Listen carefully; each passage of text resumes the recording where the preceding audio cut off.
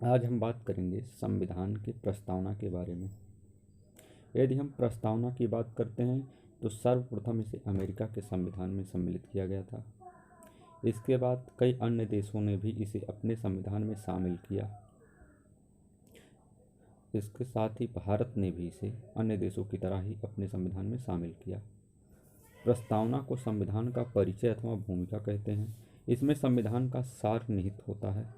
प्रख्यात न्यायविद व संवैधानिक विशेषज्ञ N.A. पालकीवाला ने प्रस्तावना को संविधान का परिचय पत्र कहा है। हमारी प्रस्तावना पंडित नेहरू द्वारा संविधान सभा के समक्ष पेश किए गए उद्देश्य प्रस्ताव पर आधारित है, जिसे संविधान सभा द्वारा अपनाया गया था।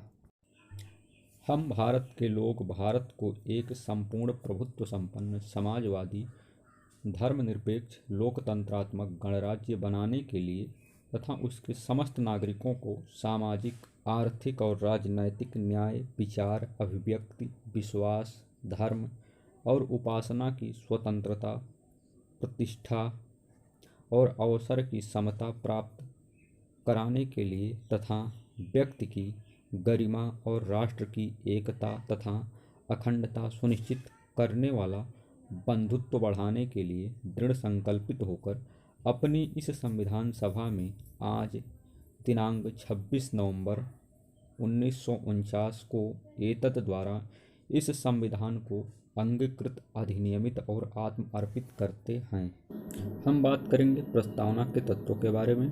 तो प्रस्तावना में मूलतः 4 तत्व हैं, जो इस प्रकार हैं। संविधान के अधिकार का स्रोत, ये पहला तत्व है। दूसरा तत्व है भारत की प्रकृति।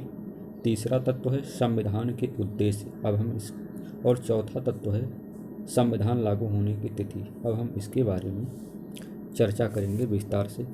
तो संविधान के अधिकार का स्रोत यह कहती है कि संविधान भारत के लोगों से शक्ति अधिग्रहित करता है। और दूसरा तत्व है भारत की प्रकृति। यह कहती है या यह घोषणा करती है कि भारत एक संप्रभु, समाजवादी, धर्मनिरपेक्ष, लोकतांत्रिक व गणतांत्रिक राज व्यवस्था वाला देश है। तीसरा तत्व संविधान के उद्देश्य। इसके अनुसार न्याय, स्वतंत्रता, समता व बंधुत्व संविधान के उद्देश्य हैं। और चौथा तत्व संविधान लागू होने की तिथि है। तो यह तिथि 26 नवंबर 1949 की तिथि का उल्लेख करती है। प्रस्तावना में कुछ मुख्य शब्द जो इस प्रकार हम आपको बताते हैं।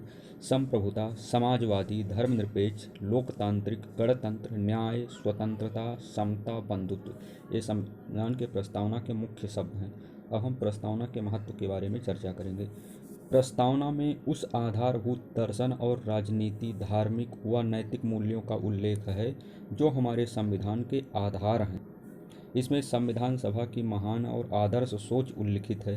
संविधान निर्माण में महत्वपूर्ण भूमिका निभाने वाले संविधान सभा के अध्यक्ष सर अल्लादी कृष्ण स्वामी अय्यर के शब्दों में, संविधान की प्रस्तावना हमारे दीर्घकालिक सपनों का विचार है। प्रारूप समिति के सदस्य K.M. मुंशी के अनुसार प्रस्तावना हमारी संप्रभु लोकतांत्रिक गणराज्य का भविष्य फल है। संविधान सभा के एक अन्य सदस्य पंडित ठाकुर दास भार्गव ने कहा है, प्रस्तावना संविधान का सबसे सम्मानित भाग है। यह संविधान की आत्मा है, संविधान की कुंजी है, यह संविधान का आभूषण है। यह एक उचित स्थान है जहाँ से कोई भी संविधान का मूल्यांकन कर सकता है।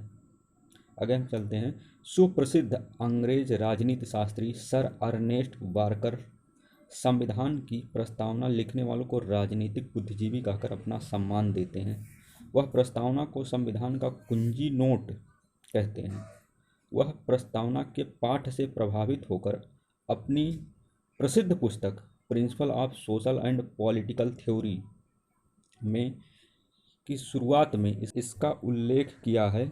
भारत के पूर्व मुख्य न्यायाधीश एम हिदायतुल्लाह मानते हैं, प्रस्तावना अमेरिका की स्वतंत्रता की घोषणा के समान है, लेकिन यह एक घोषणा से भी ज़्यादा है।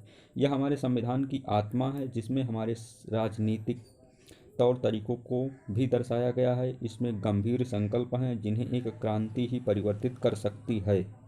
दोस्तों, अगर जो वीडियो अच्छी लगी है तो वीडियो को लाइक कर दीजिए, चैनल को सब्सक्राइब कर दीजिए और अगर जो आपके कुछ अपने विचार हों तो आप कमेंट में दे सकते हैं। अब ये पूरी पॉलिटी की एक सीरीज आएगी। अभी इसमें जिसमें हमने प्रस्तावना को समझाया